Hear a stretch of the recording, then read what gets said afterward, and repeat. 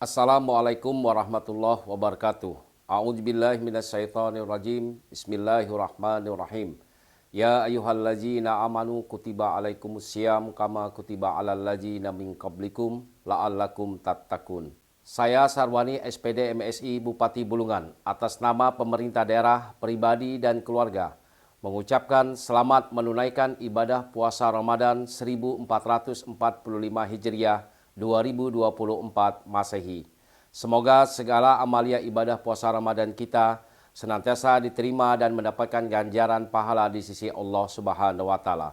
Pada kesempatan yang baik ini saya juga mengajak kepada seluruh kaum muslimin, warga masyarakat Kabupaten Bulungan yang saya cintai. Mari kita bersama-sama senantiasa meningkatkan kebersamaan, persatuan dan juga menjaga keamanan dan kedamaian kita di Kabupaten Bulungan yang kita cintai.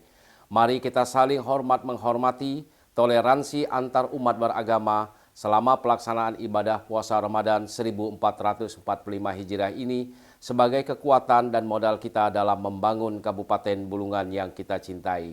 Izinkan saya atas nama pribadi, keluarga menghaturkan permohonan maaf lahir batin kepada seluruh kaum muslimin dan muslimat warga masyarakat Kabupaten Bulungan, bila mana selama ini terdapat kehilapan, ada tutur kata tindakan kami secara pribadi dan keluarga yang tidak berkenan, sudi kiranya dapat dimaafkan. Semoga Allah Subhanahu wa taala, Tuhan yang Maha Esa, senantiasa melimpahkan rahmat dan berkahnya bagi seluruh warga masyarakat Kabupaten Bulungan yang saya cintai. Sekian dan terima kasih. Sekali lagi selamat menunaikan ibadah puasa Ramadan 1445 Hijriah. Mohon maaf lahir dan batin. Assalamualaikum warahmatullahi taala wabarakatuh.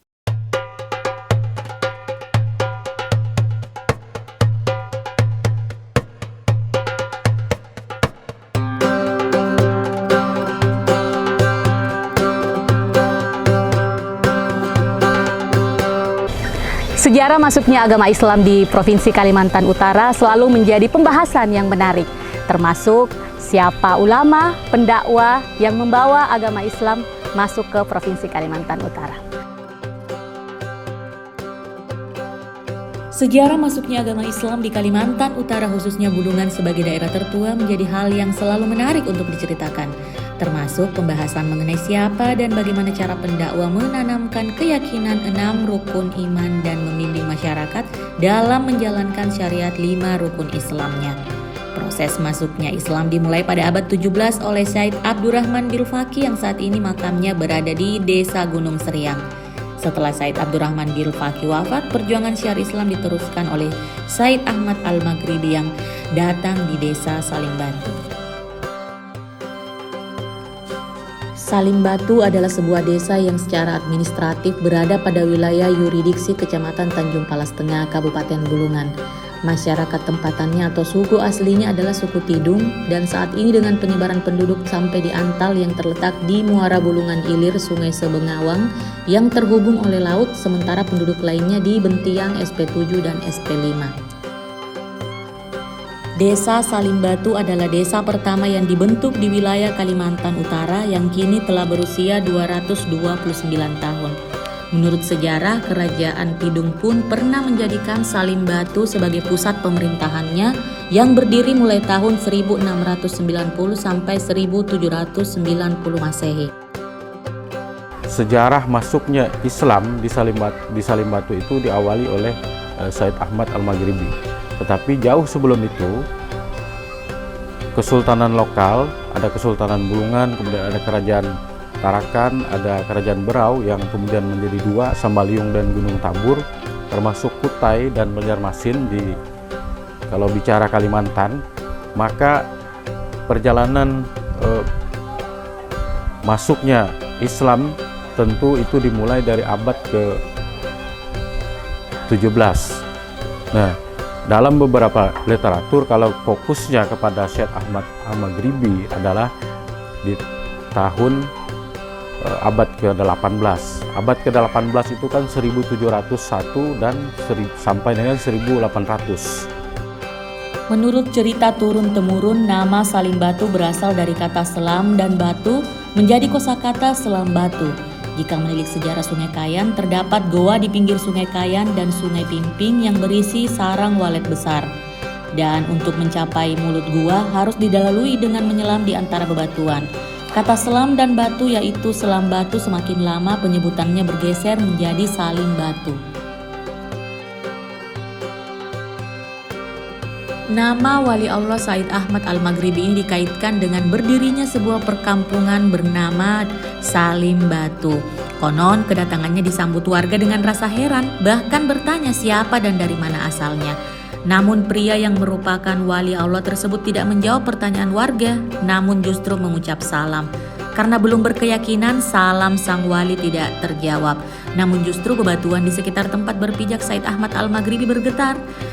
Sejak saat itu jawaban salam dari batu tersebut diabadikan dengan nama kampung menjadi Salam Batu.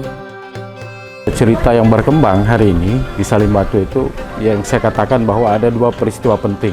Pertama datangnya, dia menyebut salam, assalamualaikum, begitu menginjakkan kaki di Salim Batu, kemudian itulah yang kemudian kata assalamualaikum, kemudian disambut oleh warga. Kemudian beberapa kata itu dari salam batu itu berubah menjadi salim batu. Di wilayah inilah tempat pertama kali Kesultanan Bulungan didirikan. Pada tahun 1790, Kerajaan Tidung Pun dan Kesultanan Bulungan resmi bergabung menjadi satu Kesultanan Bulungan dan pusat pemerintahan dipindahkan ke Tanjung Palas Kota. Selain melalui dakwah, proses islamisasi juga dapat ditempuh dengan jalur politik. Biasanya sasarannya adalah raja yang menguasai suatu wilayah. Pengislaman raja dianggap sangat efektif karena akan diikuti oleh rakyatnya dan sekaligus mengubah pemerintahan menjadi bercorak Islam. Proses islamisasi juga dapat dilakukan dengan perkawinan, misalnya dengan menikahi putri-putri dari kerajaan yang belum memeluk Islam. Menurut cerita turun-temurun, perkembangan Salim Batu menjadi pusat Kesultanan Bulungan pertama kali tidak luput dari jasa mubalik besar asal Kesultanan Sulu Filipina, yaitu Syed Abdurrahman Al-Idrus yang datang di pertengahan abad ke-18. Beliau didampingi oleh Syekh Al-Juhri dan Sultan Iskandar yang merupakan salah satu bangsawan terkemuka di Sulu, tapi memilih berdakwah ke pedalaman Kalimantan Utara untuk mensyiarkan Islam. Syed Abdurrahman Al-Idrus adalah penyari Islam terkemuka di Bulungan. Beliau juga menjadi penasihat spiritual bagi Kerajaan Tidung maupun Kesultanan Bulungan. Said Ahmad Al-Maghribi dengan Syekh Juhri dan Sultan Iskandar, pengikutnya yang konon dari cerita turun-temurun masyarakat, mereka masuk ke Salim Batu itu dari Sulu. Karena secara geografis juga pas sih sebenarnya. Kalau kita mau melihat posisi pulau Kalimantan dari Sampurna, Malaysia, terus ke Tarakan dan ke Salim Batu. Nah, konteks mereka datang tentu dengan fokus awal adalah untuk penyiaran agama Islam, misi dakwah. Nah, di samping itu tidak bisa kita lepaskan bahwa kehadiran mereka juga sekaligus untuk mengukuhkan legitimasi kekuasaan lokal, raja-raja dan sultan pada saat itu. Artinya mereka juga selain sebagai penyiar Islam, mereka juga memberikan nasihat-nasihat kepada raja, termasuk menduduki jabatan sultan dan raja.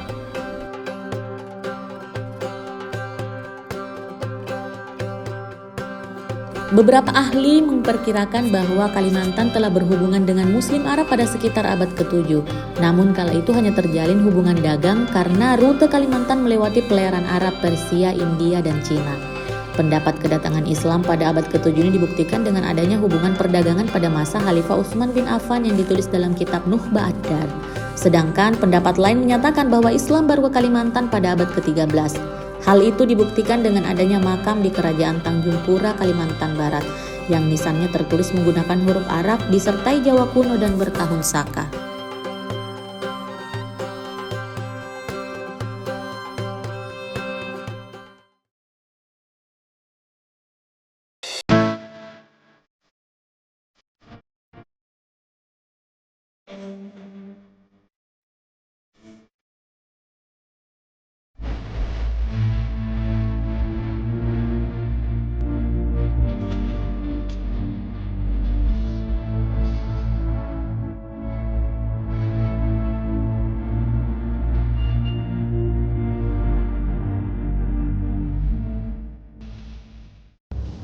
Assalamualaikum warahmatullahi wabarakatuh. Saya Andri Susanto, Manajer Mobile Customer Telkomsel Branch Tarakan, mengucapkan selamat menunaikan ibadah puasa di bulan suci Ramadan 1445 Hijriah bagi umat muslim yang merayakannya. Kami berupaya terus mendampingi dan memberikan nilai tambah bagi masyarakat dan pelanggan Telkomsel khususnya di wilayah Branch Tarakan selama momen bulan suci Ramadan 1445 Hijriah ini. Ramadan dan Idul Fitri juga menjadi waktu yang tepat untuk bertemu dalam kehangatan, mempererat silaturahmi, dan terus sambungkan senyuman satu sama lain. Dengan semangat bersama kita berkah, kita buka lebih banyak peluang kebaikan antar sesama. Terus bergerak, berdampak, memastikan kelancaran kenyamanan pelanggan dalam beraktivitas dan beribadah di bulan suci yang penuh berkah ini. Puasa menahan lapar dan dahaga, Ramadan perbanyak amal ibadah. Telkomsel siaga, bersama kita berkah. Wassalamualaikum warahmatullahi wabarakatuh.